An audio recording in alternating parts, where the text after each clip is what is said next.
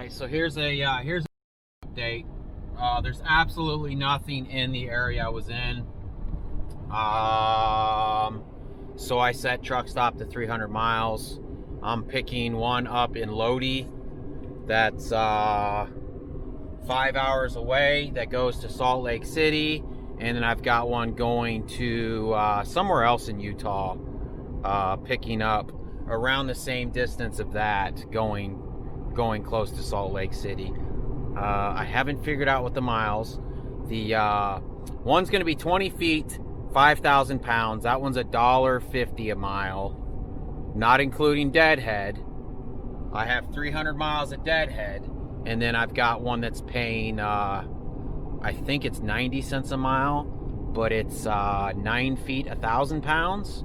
So I'm still gonna have about 10 feet, 3,000 pounds to play with. So if we can find something else, we're gonna throw it on. Luckily, I have enough time to deadhead 300 miles away still. Thank you for watching South Georgia Hot.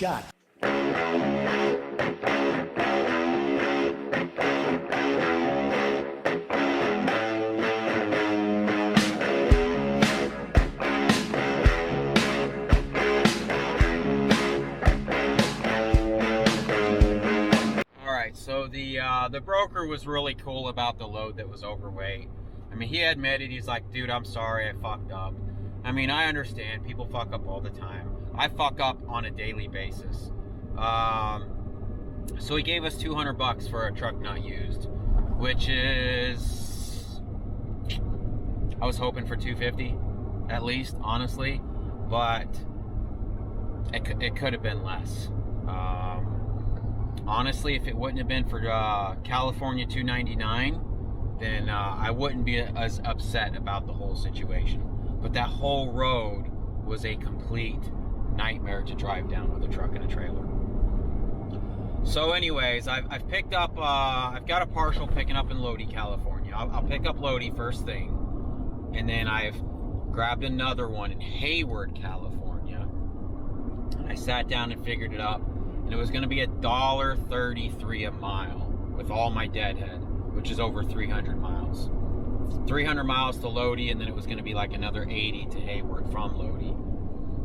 But then I jumped on the board and I found something else going from Stockton, California, back to Utah. So all these are going back to Utah. Which, I mean, I guess I'm glad I have something to do, but I was hoping to stay out until at least. I mean, I guess I could drop these.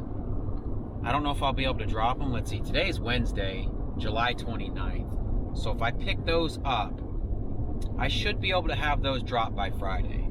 So maybe I can find a short little run Friday from Utah. Because I don't want to sit around my brother's house for a week and then take off another week for Sturgis. So anyways, with the other load that I got, I'm up to $2 a mile. It's not the best with three partials, but at least it's something. Honestly, Eureka, California, there's nothing around it. There isn't even a truck stop around. The closest truck stop is back in Redding, and I was damned to drive back on 299 just to go to a truck stop and sit around and hope for a load. So I probably jumped the gun and maybe grabbed something a little too soon. I just freaked out, man. I was like, you know, I was on track for a really good week, and then that load just shot me in the foot. Even though I'm getting $2 a mile, I'm completely out. I'm completely out today. I didn't make anything today, basically. So I don't know. You win some, you lose some. It just seems like I lose an awful lot sometimes. I do get super lucky sometimes, but overall I think it's probably not in my favor. If you figure up the time and everything else, it kind of sucks. So we've got 4 hours and 50 minutes to get to Lodi. Basically, I've just drove around all day today. I don't know. What can you do, right? least I'm not driving on 299. And I'll have 3 loads to pick up tomorrow. So, I don't know. I'll see you when we stop. We're going under, and there's nothing we can do. The final hour before we let it go to rest. It's such a heartbeat pounding in your chest in this story.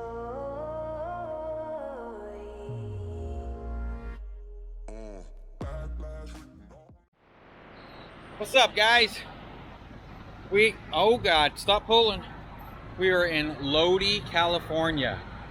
We're parked at the RV parking here, except for they're all reserved. And for some reason, this pilot charges you $18 to park, where other ones charge you $15. So, I mean, leave it up to California to charge you more, because they're a failing state. But this is where we're at. So we have to wait on this Raycon for Lodi for the morning. She had to leave for the night, but she said she was gonna get it to us first thing in the morning. We've already got the Raycons for the other 2. So that'll be good. If I do get screwed on this one, it won't be that big of a deal. Cause it's like 500 bucks for technically 600 miles, but it's only 9 feet and 1,000 pounds. So anyways, I'm starving. I gotta pee and I gotta take a shower. It's been a long day. We ended up doing like 500 miles today, completely empty. So we did, I'll have to check the odometer. We did like 130 going to that first place where the load canceled, and then down to here was like 3 something. So that sucks, but at least we found the loads to make up for it, I guess. So, all right, guys, we have arrived in Lodi, California. This is going to be our first part. No, hold it. Get in the truck. I didn't say you could get out. Come on, in the truck. Come on. Hey, hey, in the truck. Get in the truck. Good girl. Dummy. This is gonna be our first partial. Let me get all this stuff ready, and we'll see what we got. What's weird is the Raycon, the pickup weight is different than the dropping weight, but we're only picking up at one place, so I don't know what the deal is with that. Well, like I said, not much to this load. This one is 500 for 600 miles, so it's not $1 a mile like I like, but as you can see, it's tiny, and it's going right to Salt Lake City. So, oh well, let's do this. We have two more pickups to do. I've got one in Hayward. I'm trying to find a cord because my GoPro's about to die. I forgot to charge everything last night. We've got a pickup in Hayward, and we've got a pickup in Stockton. Stockton is right down the road, like maybe 15 miles. But I may have to stack the Stockton one on top of the Hayward. And Hayward may not be ready till 10 o'clock. My GPS says I'm gonna get there at 9. So I guess I'm just gonna go ahead and drive to Hayward and might have to sit around and wait. Of course, it'll probably be a little after 9 because California doesn't allow you to go over 55 with a trailer in tow. And that's another video finishing. I had to export it twice because I kept forgetting. So, all right, let me get this mess untangled. I gotta plug this thing in. All right, well, we've arrived at pickup number 2. But, so the broker told me yesterday that they wouldn't be ready till 10 o'clock. Right now it is 9:30. So I guess what happens at 10 o'clock is another crew comes in, and then they're gonna be the one that deals with loading me with whatever piece. So they said it's probably gonna be like 10:30. So I'm just gonna hang out here, try to get as many videos edited as possible while she works hard. Huh, Nolas? All right, let me get these videos out.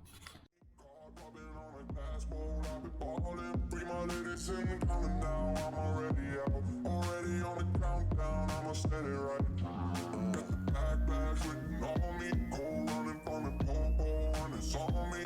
Don't know which way we're going now, I don't wanna know it. Might as well be going down, I don't wanna know it. We're going up, we're going under, and there's nothing we can do. The final hour before we let it go down red. It's such a heartbeat pounding in your chest. This story.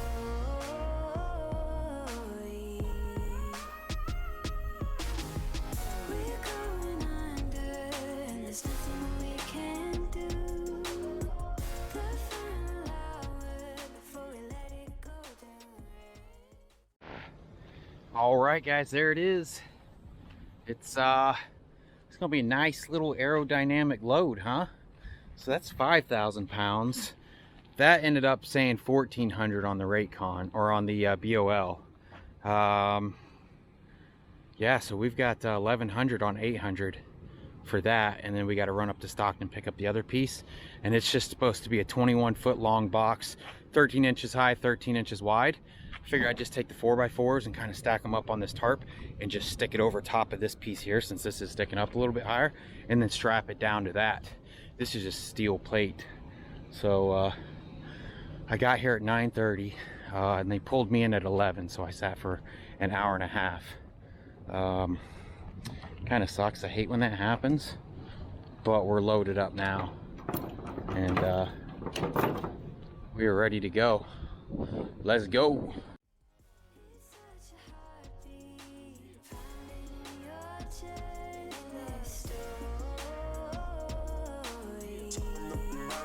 Backpack written on me, car dropping on the glass bowl, I've been falling. 3 more ladies ain't counting now, I'm already out. Already on the countdown, I'ma set it right. Already on the countdown, I'ma set it right. I'ma set it right. Got the backpack written on me, car dropping on the glass bowl, I've been falling. 3 more ladies ain't counting now, I'm already out. Check it out. Fits like a glove. Like a glove.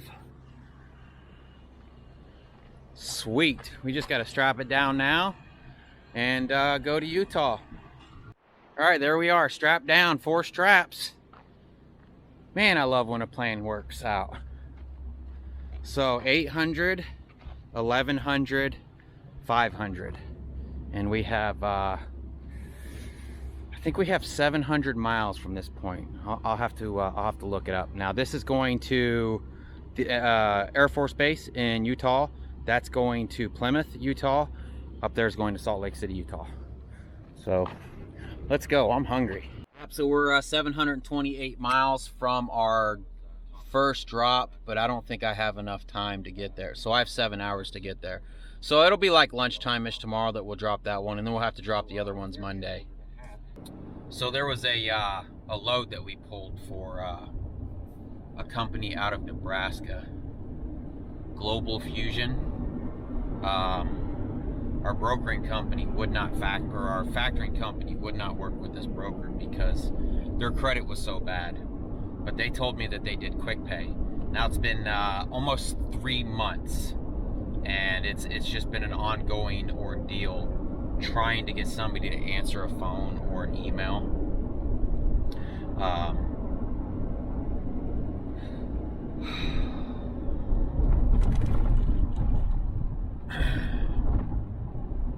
It pisses me off because every time we call them, they're like, yeah, we're gonna get it out to you, and nothing ever comes of it.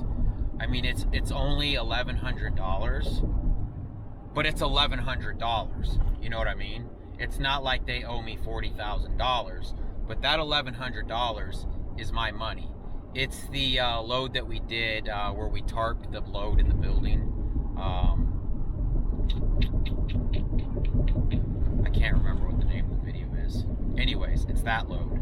It's the first load that we took when we got stuck in New York, and we ended up taking a load out west. That's how long ago this load was.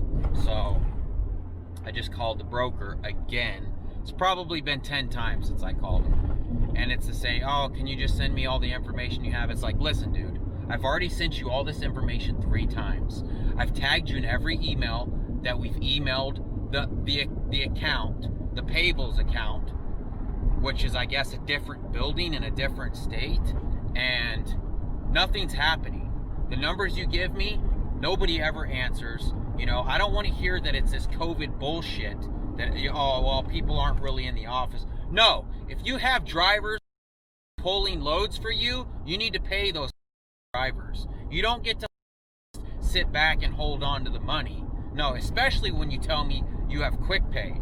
And I don't need quick pay because I live paycheck to paycheck. I want quick pay because of like you that don't pay when the 90 days comes around.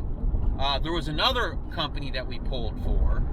They ended up sending us a check already. So that's fantastic. I was getting nervous about them too because they got to where they were shady as hell with the emails and stuff. Lita finally got a hold of them and they're like, no, we mailed that check out weeks ago. And Lita's like, don't have it. Well, they emailed it to our UPS box. So she went up to the UPS box, bam, check was in the mail. So it's not likely that you'd get screwed, hopefully, doing this, but there still is that chance that these companies will screw you because they have bad credit, or factoring companies won't work with them for a reason. They're either too new, they shut down one brokering number and they open up another one. It's just too easy. So I'm waiting to hear back on this now, and we'll see what happens. Hopefully they get me my money because it's been too long and it's pissing me off. Damn, they got 1 million lines on this road. Which one do I follow? Come on, California, get your together. How do you guys do 55 miles an hour in California? I know I've said it before, but 55 miles an hour? Come on. Ridiculous. So I just got off the phone with the broker again, and he said I'm the second person this week that's been complaining about not getting paid, and he's trying to blame it on some other woman that works there. He said he's kind of running the show, so it's making him look bad, and that if I don't hear anything by 10 o'clock tomorrow morning, to give him a call and he'll personally cut me a check for the load. So I don't know. We'll see what happens. It's why would somebody that you hire care if they paid somebody or not? It kind of seems like a higher up problem that that should probably be dealt with. So I don't know. We'll see. 10 o'clock tomorrow. I'm gonna set my alarm for 10 o'clock tomorrow. If we don't hear anything back, I'm calling him up, and I expect. Oh, he tried to say that they were missing paperwork. I'm like, that's kind of funny because we have an email stating that you guys have everything that's needed. We gave you our bank routing number and everything, and you know, we've been sitting around waiting, and it's like, you know, there's no payment on it. So I don't know. I'm gonna be real leery on taking loads that my factoring company won't factor, because that's what you pay them to do. You pay them to hunt these people down and to get paid. So yeah, it's like 2%, 2.5%, 3%. Some factoring companies charge 4%. I would say do some shopping around, see what fits best. There's a few that use apps. There's RTS. I use their fuel card, but I signed a contract with OTR Capital, and I hated OTR Capital at first because their app was terrible.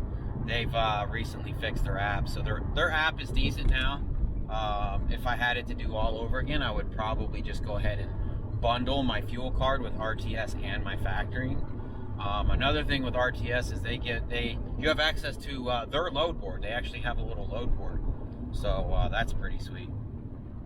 But I don't know if you're needing a factoring company or a fuel card. I always link a description down at the bottom, and it takes you to like my little website that they built for me, and basically it helps support the channel. If you sign up with their fuel card, they give me a $100 gift card for Pilot for the first 5 people that sign up, and then it's a $200 Pilot gift card for each additional that signed up. So that allows me to buy my showers if I don't have shower credits, or I could basically use it for anything in Pilot. If there's a Subway in Pilot, I can use that Pilot card to buy me lunch or dinner at you know, whatever. If it's in Pilot, I can use the card in Pilot. Fuel, whatever. So I appreciate everybody that signed up for it already.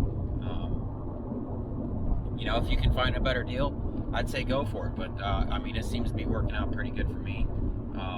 I did sign up with another fuel company. I'm going to try their card as well, and I'll give you an honest opinion of what, you know. Sometimes this one does Pilot, Flying J, and there's a couple of mom and pop places, and I've saved up to $1 a gallon off.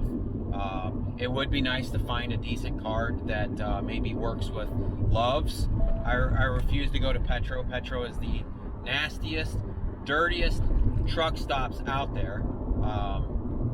They do have the Iron Skillet though, which is a little restaurant that's decent. I don't know how clean their kitchens are, so that's a little worrying. But yeah, I don't know. I'll let you know with this other fuel card, but until then, RTS has my business.